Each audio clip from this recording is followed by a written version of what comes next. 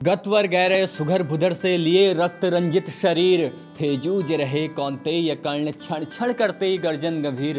दोनों के दोनों धनुर्धर नर, दोनों संबल दोनों समर्थ, दोनों पर दोनों की थी विषिक वृष्टि हो रही व्यर्थ। चल रहा महाभारत का रण, जल रहा धरित्री का सुहाग। जिस तरह से वादा था एक बार फिर मिलने का, हम आपके बीच हैं लेके अपने प्यारा सा शो जिसका नाम है कवियों का अंदाज। तो आइए इसी श्रृंखला में आज हम आपसे मिलवाने जा रहे हैं। हमारे बीच हैं कुछ नए चेहरे, कुछ पुराने चेहरे जिनको आप सुन चुके हैं और जिनको आप आगे सुनेंगे। जी हाँ, इसी श्रृंखला में हमारे साथ मौजूद हैं रुद्रपुर से सबाहत खान साहब। हार्दिक स्वागत, हार्दिक अभिनंदन सर का। जी हाँ, और हमारे साथ मौजूद हैं एक छात्रा जो कि अभी पढ़ रही हैं और अच्छा लिख रही हैं। इनका नाम है जयश्री। जोरदार ताली के साथ स्वागत करेंगे जयश्री का। और हमारे साथ व्यंग्यकार मौजूद हैं गौरव त्रिपाठी जी हल्द्वानी से, उनका भी जोरदार ताली के साथ स्वागत करेंगे। तो इस मंच की खासियत है कि इस मंच में एक स्तर दिया गया है बुजुर्ग कवियों को और युवा कवियों को एक मंच पर लाने का। जिस तरह से मैंने बताया कि पिछले एपिसोड में आपने देखा कि किस तरह से रंग चढ़ा था साहित्य का, प्यार का, उमंग का, तो यहाँ पर भी आपको कुछ अलग देखने को मिलेगा क्योंकि यहाँ पर गौरव त्रिपाठी जी व्यंग्य के लिए मौजूद हैं और हमारे खान साहब जो है गीत और गज़ल पढ़ेंगे और जयश्री एक नई कलम के रूप में आपके सन्मुख आएंगे, पहली बार मंच पे आएंगी। तो आइए शुरुआत करते हैं, आगाज़ करते हैं आज के सभा का, इस समारोह का, और मंच पर आमंत्रित करते हैं जयश्री को, वो आएँ और अपनी कविता को पढ़ें। जोरदार ताली के साथ स्वागत है जयश्री का। नमस्कार, मेरा नाम जयश्री भट्ट है। मैं अभी साइकोलॉजी ऑनर से ग्रेजुएट हुई हूँ। मैं आप सभी के सामने 2 कविताएं सुनाने जाऊंगी, लेकिन उससे पहले मैं आपके सामने एक छोटा सा किस्सा सुनाना चाहती हूँ। जी, स्वागत है। तो करीबन 4-5 साल पहले की बात होगी। मेरे बाल काफ़ी लंबे हो चुके थे, मेरे बाल कमर तक पहुँच चुके थे और मुझे अपने बालों से बहुत ज़्यादा प्यार है। तो फिर लेकिन वो बढ़ नहीं रहे थे उसके आगे, तो मैंने सोचा कि क्यों ना थोड़े से बाल कटवा लिए जाए। तो मैं बाल कटवाने गई अपने और वहाँ पे मैंने उनसे कहा भैया बहुत थोड़े से नीचे से काट दीजिएगा। हुआ ये कि उनने मेरे बाल 5 मिनट के अंदर मेरे गर्दन तक कर दिए। क्या बात है। मैं इसको बोलती इससे पहले मुझे आंसू आने लगे और मैं बस वहाँ से उठ के चली गई। मुझे बहुत बुरा लगा क्योंकि हम लोग बहुत ज़्यादा मानते हैं कि बाल हमारी सुंदरता है और ये सब, तो इसीलिए मुझे बहुत बुरा लगा। लेकिन आज उस बात को 4-5 साल हो गए हैं और इस साल 5 जून 2020 को मैंने अपने बाल 18 इंचेस बाल मैंने अपने दान कर दिए कैंसर पेशेंट्स को। क्या बात है। तो मैं हमेशा से मैं ये मानती थी कि सुंदरता इंसान के अंदर होती है, लेकिन शायद मैं भी इस बात पर अमल नहीं कर पा रही थी क्योंकि मुझे भी डर था कि क्या मैं सही लगूंगी, क्या मैं सुंदर लगूंगी, क्योंकि ये सब ख्याल इंसान के मन में आते हैं। तो फिर मैंने इस बात को समझा कि नहीं, सुंदरता अंदर होती है, सुंदरता देखने वाली की आंखों में होती है। तो उस पर ही मैंने छोटी सी कविता लिखी है। जी, स्वागत है, बिल्कुल स्वागत है। स्वागत। कभी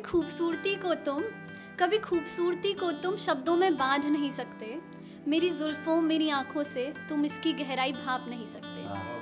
कभी खूबसूरती को तुम शब्दों में बांध नहीं सकते, मेरी जुल्फों मेरी आंखों से तुम इसकी गहराई भाप नहीं सकते।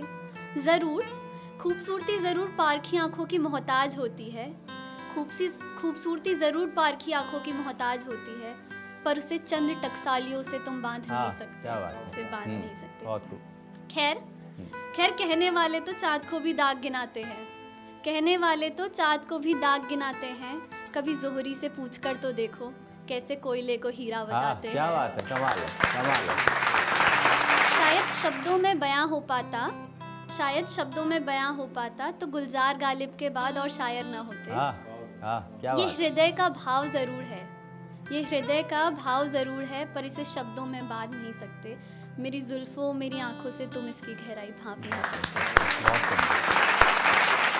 मैंने जो दूसरी कविता लिखी थी अपनी, ये शायद उस समय पे निर्भया का वो रिज़ल्ट अनाउंस हो रहा था कि क्या वर्डिक्ट होगा, तो उस टाइम पे मैंने लिखी थी।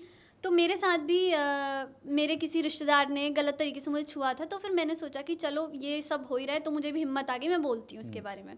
तो मैं अपनी बुआ के पास गई। सबसे पहले मैंने अपनी बुआ को बताया कि बुआ मेरे साथ ऐसा हुआ। तो मेरी बुआ ने मुझे अपना किस्सा सुनाया कि उनके साथ भी ऐसा हुआ।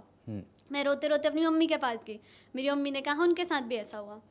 और ऐसे करते करते मैंने अपनी घर की 4-5 औरतों से बात करी और किसी ना किसी रिश्तेदार ने उन्हें भी किसी ना किसी गलत तरीके से छुआ था। तो मेरे मन में सवाल उठा कि दरिंदे आते कहाँ से हैं? हर जना किसी ना किसी का रिश्तेदार निकल रहा है। तो मैंने उस पर लिखी थी जो कविता। जब मैं अपने पापा को पहली बार सुना रही थी तो मुझे लग भी रहा था कि कहीं पापा इसे गलत तरीके से ना लें, लेकिन मेरे पापा ने एक बहुत अच्छी बात बोली। पापा ने कहा जो इंसान कचरा अगर अपने घर में ढूंढ के उसे निकालने का सोचे वो इंसान दुनिया बदल सकता है। तो उस पर मैंने लिखी थी, जो मेरा बाप है वो किसी का मौसा फूफा तो किसी का भाई होगा।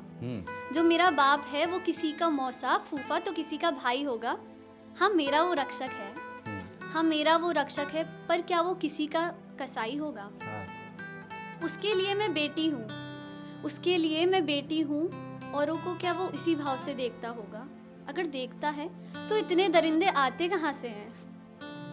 मेरे बगल में, मेरे सामने या किसी घर के कोने में क्या गलत हो जाता है लाखों स्त्रियों के साथ सिर्फ एक के गलत होने से?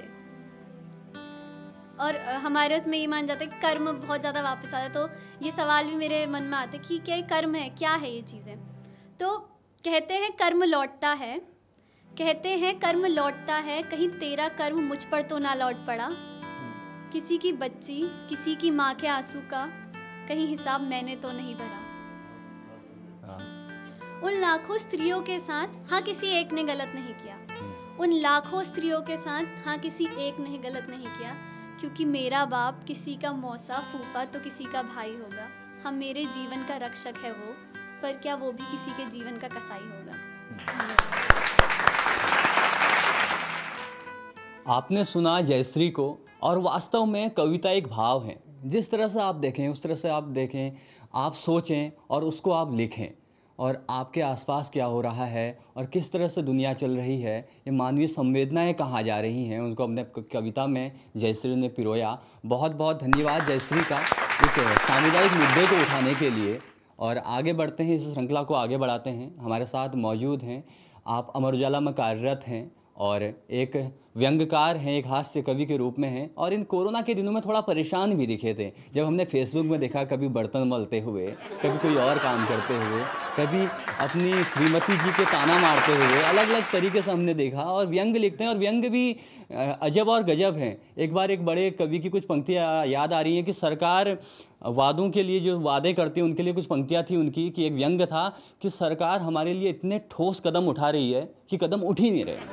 तो ये सीधे सीधे व्यंग्य हैं, सीधे सीधे कटाक्ष हैं, और जोरदार ताली के साथ स्वागत करेंगे गौरव त्रिपाठी जी का। स्वागत है।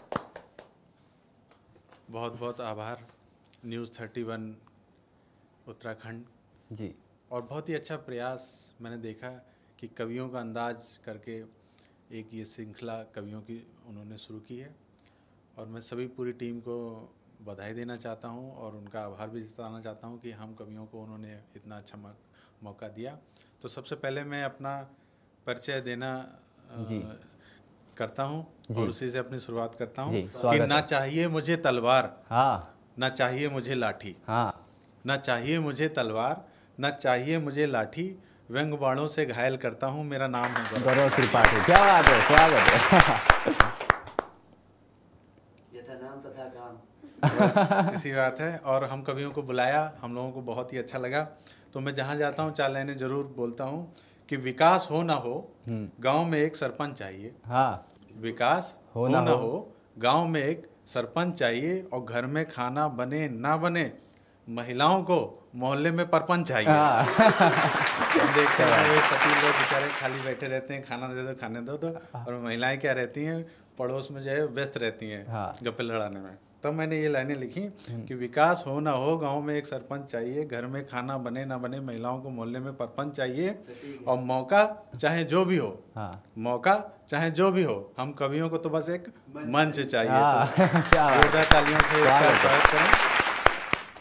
अच्छा, मैंने देखा है कि हमारे यहाँ पहाड़ पे जो है कुछ महिलाएं रहती हैं, और वो आती हैं, कभी बीमार हो जाते हैं सभी लोग, तो यहाँ आते हैं, और उसके बाद क्या होता है कि यहाँ पे अस्पतालों में जाते हैं और वहाँ देखते हैं कि बड़ी बड़ी सी मशीनें लगी हैं तो वो घबरा भी जाते हैं, और जो डॉक्टर साहब होते हैं उनसे पूछते भी हैं कि भाई यहाँ पे ये इतनी मशीनें हैं, कैसी हैं, क्या होगा हमारे शरीर के साथ, क्या होगा।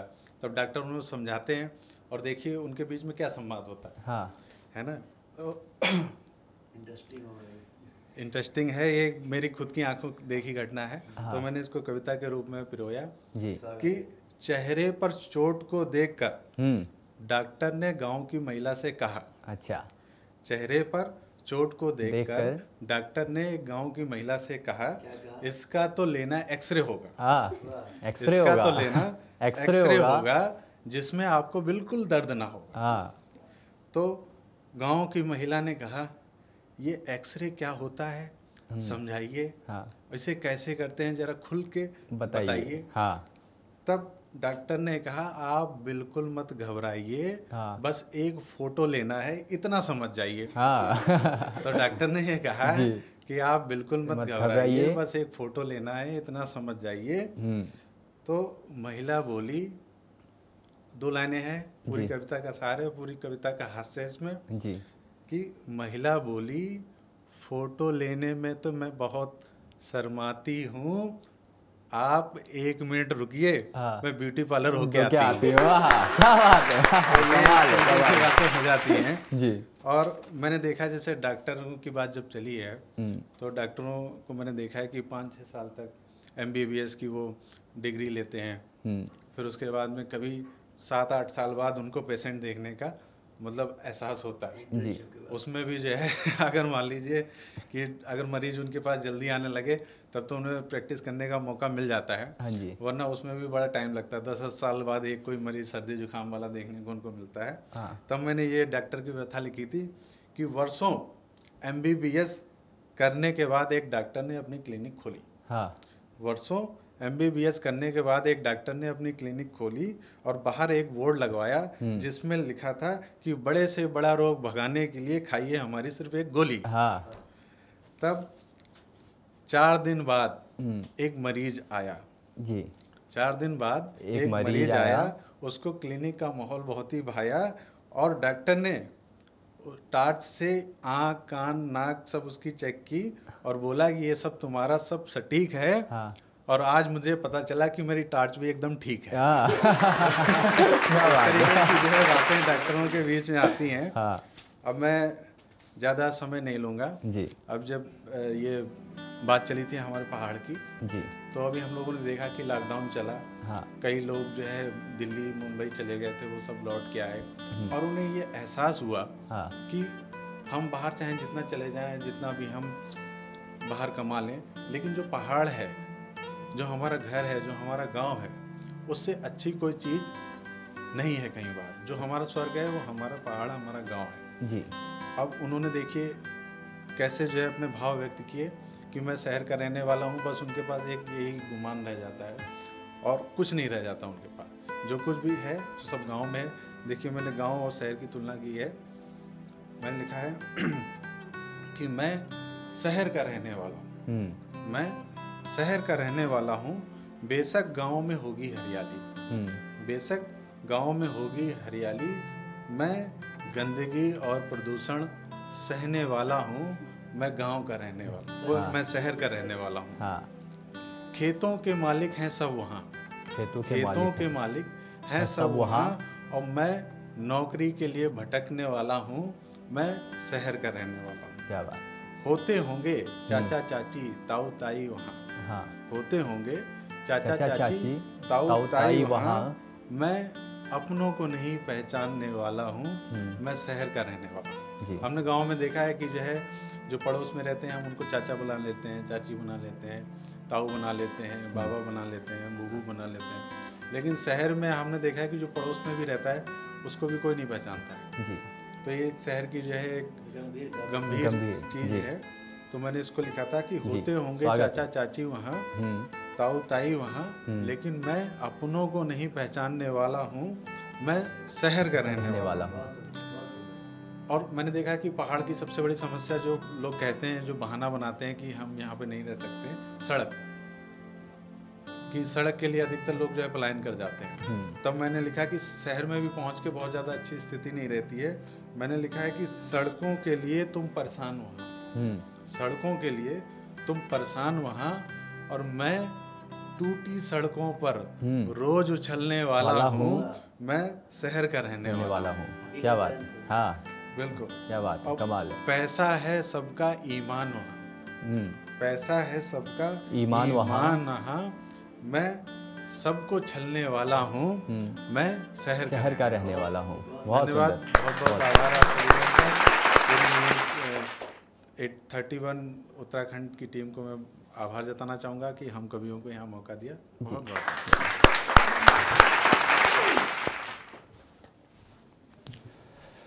बहुत बहुत धन्यवाद त्रिपाठी जी।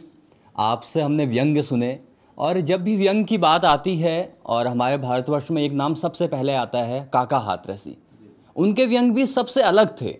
एक बार अंग्रेज जो है भारत आता है, वो पूछता है काका हाथरसी जी से कि ये जलेबी जो है, जलेबी के अंदर ये रस कैसे भर दिया।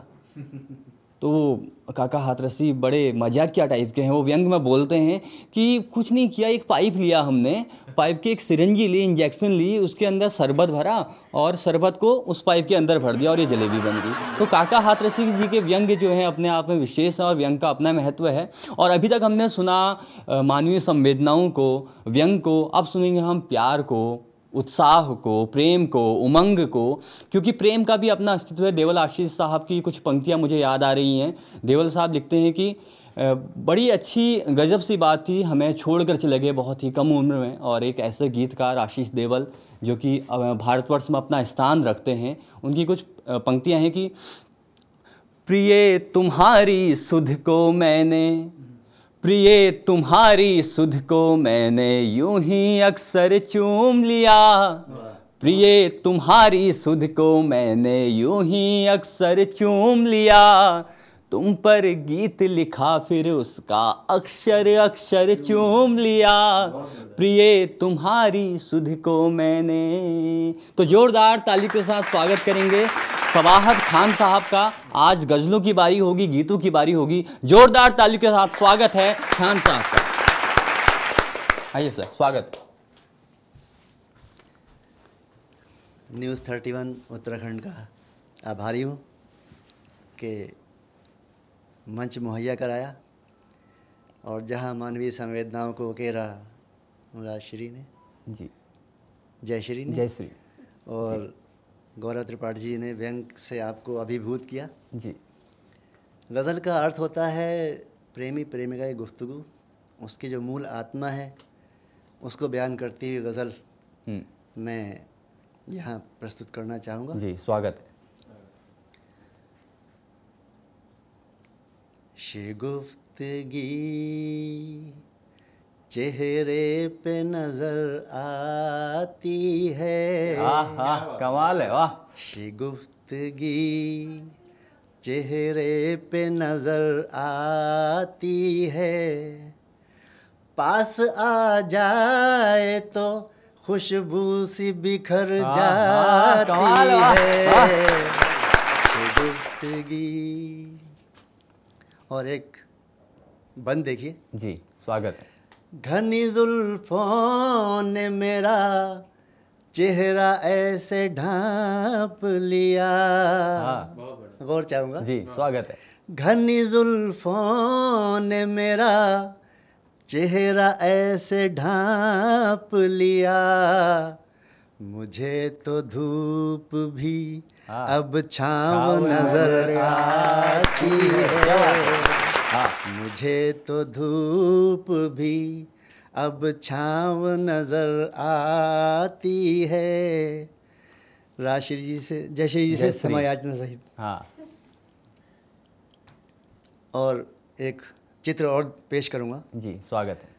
रात शानों पे बीत गई पता न चला, शाने कहते हैं कंधे। जी, रात शानों पे बीत गई पता न चला, लो दबे पाँव अब आहे सहर आती है, लो दबे पाँव अब आहे सहर आती है।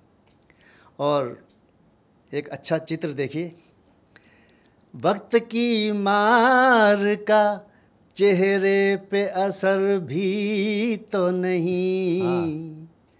वक्त बड़ी बड़ी इमारतों को खंडर बना देता है जी। आदमी को बुढ़ा बना देता है, लेकिन यहाँ देखिए उसका अपोजिट है। हाँ।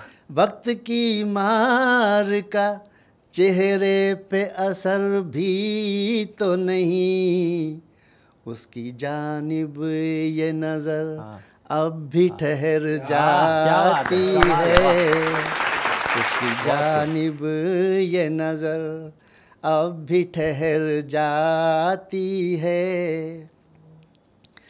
साथ छोड़ दूं तेरा मुमकिन ही नहीं, साथ छोड़ दूं तेरा मुमकिन ही नहीं, जिंदगी संग में तू हो तो गुजर जाती है, जिंदगी संग में तू हो तो गुजर जाती है। दिले बेताब को अब और मनाऊं कैसे, दिले बेताब को अब और मनाऊं कैसे, आँख के ज़रिए से वो दिल में उतर जाती है, कमाल। आँख के ज़रिए से वो दिल में उतर जाती है। और इसका मगता पेश करूँगा। जी, स्वागत है।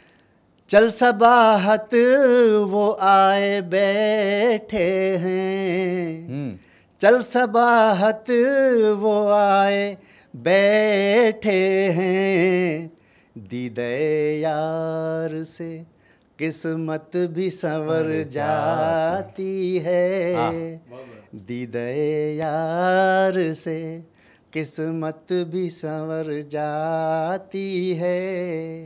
क्या बात है। और इसके बाद एक छोटी भरी गज़ल आपकी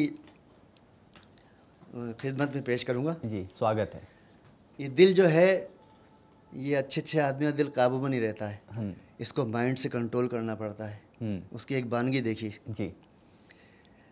बेवफा को भी बावफा जाने, बेवफा का उल्टा बावफा है, बेवफा को भी बावफा जाने, दिल को क्या हो गया खुदा जाने, क्या बात है, कमाल है। दिल को क्या हो गया खुदा जाने, हालांकि सामने खड़ा हूँ मैं, हालांकि सामने खड़ा हूँ मैं, किसका अक्स है न आईना जाने, जाने, किसका अक्स है न आईना जाने।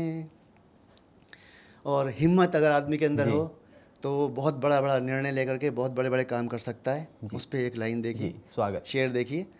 मेरे माकूल बहेगी या मुखालिफ होगी, मेरे माकूल बहेगी या मुखालिफ होगी, दौरे परवाज ये हवा जाने, क्या बात है, दौरे परवाज ये हवा जाने। दौरे परवाज कहते हैं परिंदा जब उड़ता है।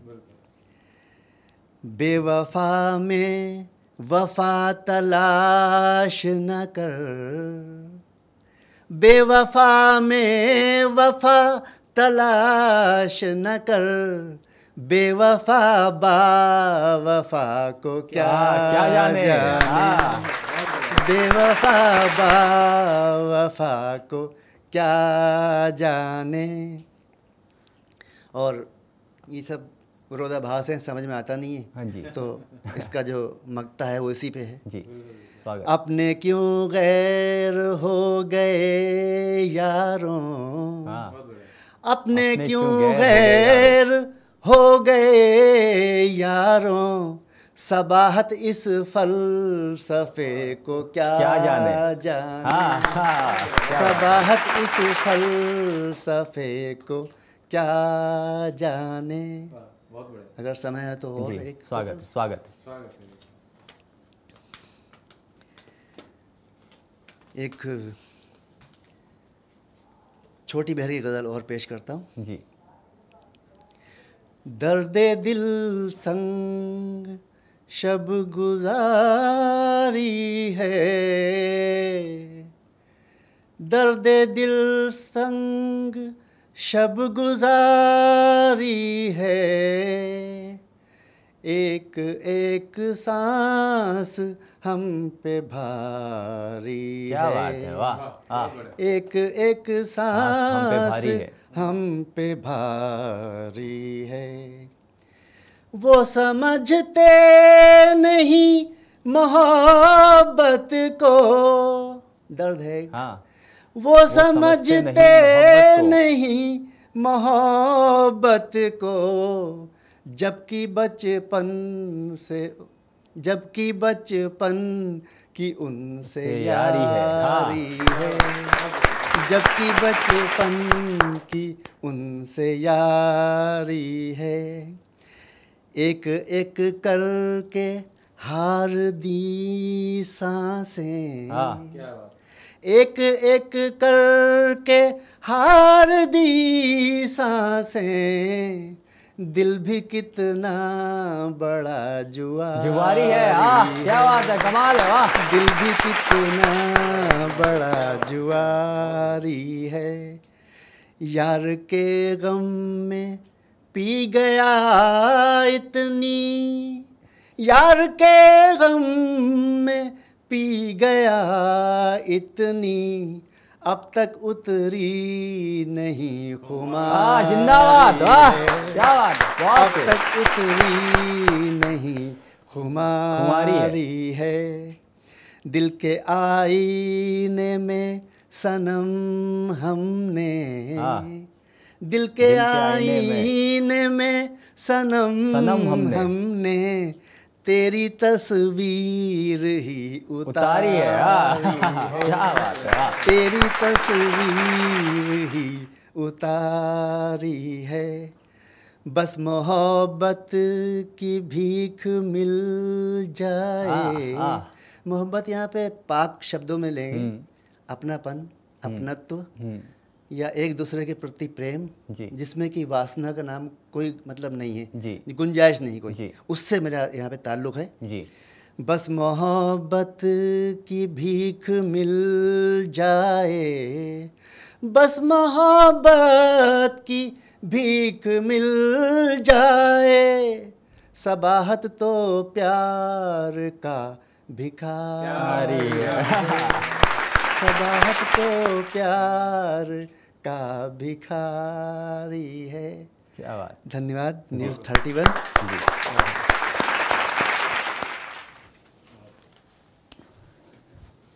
आपने सर के गीत सुने, गज़लें सुनी, सर को सुना, और मैं सर के बारे में बताना चाहूँगा कि सर रुद्रपुर में भी कार्यरत हैं, कंज्यूमर कोर्ट में आप जज हैं और एक बेहतरीन शायर भी हैं। वक्त का बड़ा ख्याल, आपने बीच में एक वक्त के बारे में कुछ बताया था, और वक्त अपने आप में बहुत बहुमूल्य है कि वक्त के आगे सभी झुकते हैं, वक्त किसी के आगे नहीं झुकता। बड़ी तेज़ रफ्तार है ज़िंदगी की, यहाँ कोई किसी के लिए नहीं रुकता। यदि पथ पर शूल न होते, जीवन का आभास नहीं होता, मंजिल मंजिल ही रह जाती, मानव का इतिहास नहीं होता जी।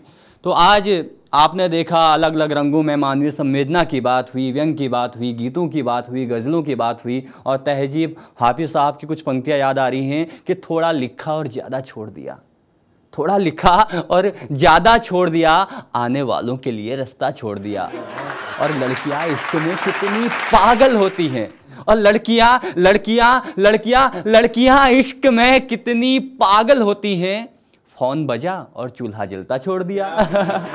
और तुम क्या जानो इस दरिया में क्या बीती, तुम क्या जानो इस दरिया में क्या बीती, तुमने तो बस पानी भरना छोड़ दिया। तो ये था कवियों का अंदाज, कवियों के रंग में। वादा है, क्योंकि वादे निभाने हमें बड़े अच्छी तरह आते हैं, इसलिए आपसे फिर से एक वादा किए जा रहे हैं कि अगली बार मिलेंगे एक नए रंग में, एक नए जोश में, एक नए उमंग के साथ। देखते रहिए न्यूज़ 31 उत्तराखंड पर कवियों का अंदाज। बहुत बहुत धन्यवाद आप सभी का।